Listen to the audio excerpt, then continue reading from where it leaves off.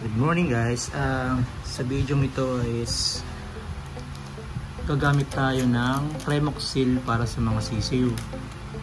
Kasi yung mga sisiw ko is 2 weeks old na. Magana tayo bacterial flushing tawagin. Ito ang ginagamit. Premoxil. Ito 20 pesos lang nabili ko sa mga agri-vet store or sa mga feed shop store, mga ganyan. Makakabili kayo niyan sa mga tindahan.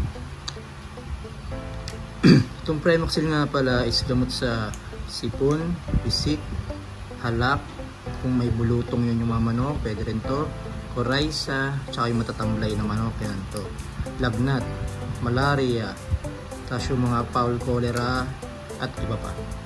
Yan.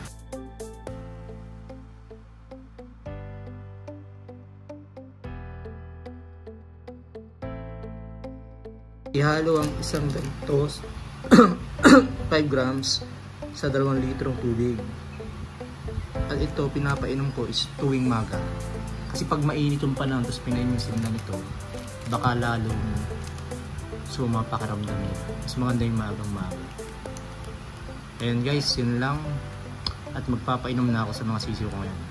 Salamat. Maglalagay ako ng Premoxil for prevention kasi umuulan, konti lang. Para kayo na lang, kayo Mr. Suave lang to. Prevention kasi umuulan, umiinit, sobrang init dito ngayon sa kanila area. Tapos umuulan din, yun. Ito prevention. Para hindi sila magkaroon ng sipon. Kasi nakaraan, si Mr. Suave, yung aking DTR, nagkaroon ng sipon. Laki yung mukha niya. Lumubo talaga yung mukha niya. Konti lang. Ganito lang karami. Kasi mamaya nga, papapalitan natin yan ng vitamin ko. Para lang makainom sila maghapon, okay na yun. Tapos ganun din gagawin ko dun sa 5 sa loob ng French net. Tapos yung malaking lalagyan naman ng ganito, lahati lang din. Kasi hindi na naman uubos yun eh. Tapos papalitan ko rin ng vitamin pro yun paghapon. Tapos hanggang ano na yun, hanggang Sabado na yung isang buong ganito dun sa may loob ng French net. Tapos lalagyan ko na rin yung kailang auto feeder. Kasi Sabado pa balik ko eh. Guys, di ko na pala nag-videoan kanina yung ano, pagpapainom sa mga sisiw kasi diliparan sila. Yan o. Yan o. Pinaglagyan ko ng Premoxil.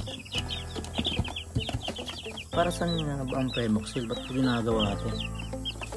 Ito nga pala isang paraan para maalis o ma-flush out ang mga bakterya, lisa, uod at ibang parasite na maaaring nasa katawan ng mga sisiw natin. Bukod sa paglilinis ng katawan ng mga hayop, ang layunin ng bacterial flushing ay palakasin ang resistensya at patibayin ang katawan ng inyong mga game fowl o mga sisiw na manok.